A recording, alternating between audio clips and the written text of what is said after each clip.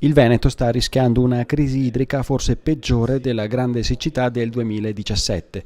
L'allerta arriva dall'assessore regionale all'agricoltura e alla bonifica Giuseppe Pan e dagli 11 consorzi di bonifica del Veneto. Preoccupa l'andamento della stagione invernale che registra il 54% in meno della piovosità attesa tra dicembre e marzo e il 40% in meno di manto nevoso. In aggiunta anche i cambiamenti climatici degli ultimi 25 anni. Questo allarme clima lo stiamo vedendo tutti i giorni, ecco perché da un lato facciamo delle azioni strutturali come quelle che presentate oggi, dall'altro facciamo delle azioni di gestione normale che ci consentono di allungare e di prevenire queste cose. Però è evidente che il cambiamento climatico è in arrivo.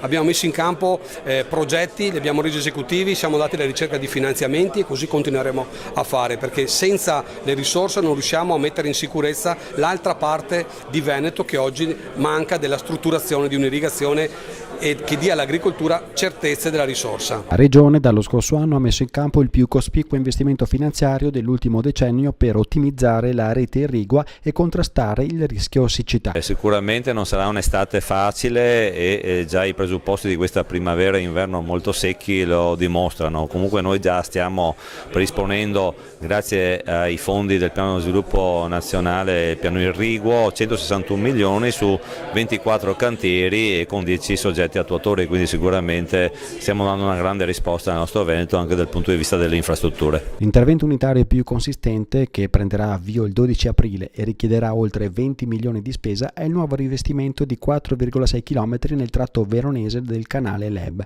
che rappresenta la spina dorsale del sistema irriguo veneto. Noi abbiamo acceso un progetto del piano invasi di 20 milioni che a breve siamo già col bando di gara che al 12 apriremo le prime buste e a ottobre siamo volenterosi a partire. Questo durerà per circa 5 anni perché dobbiamo usare solo l'inverno, fuori le stagioni irrigua, da metà ottobre a metà marzo. Abbiamo già iniziato a fare delle sistemazioni, a fare delle trasformazioni e ridurre i prelievi d'acqua. Se non avessimo fatto questo, oggi saremmo in grossissima difficoltà. Aver fatto questo nel tempo ci concede la possibilità di vedere avanti con molto più fiducia. L'agricoltura è sicuramente additata come un settore che consuma o utilizza troppa acqua. Noi continuiamo a dire che l'agricoltura utilizza l'acqua perché la restituisce al territorio, ma dobbiamo fare molta attenzione perché l'acqua che noi preleviamo e viene poi contabilizzata nel sistema agricolo è un'acqua che noi definiamo ambientale perché viene distribuita su un territorio, serve ad innervare quella capillarizzazione di canali, 25.000 km di canali che ha il nostro territorio veneto, altrimenti avremo delle belle piante rigogliose verdi e un territorio molto asciutto. Sicuramente noi siamo propensi a risparmiare l'acqua, questi piani di investimenti vanno tutto in funzione di un risparmio del 30% della risorsa impiegata.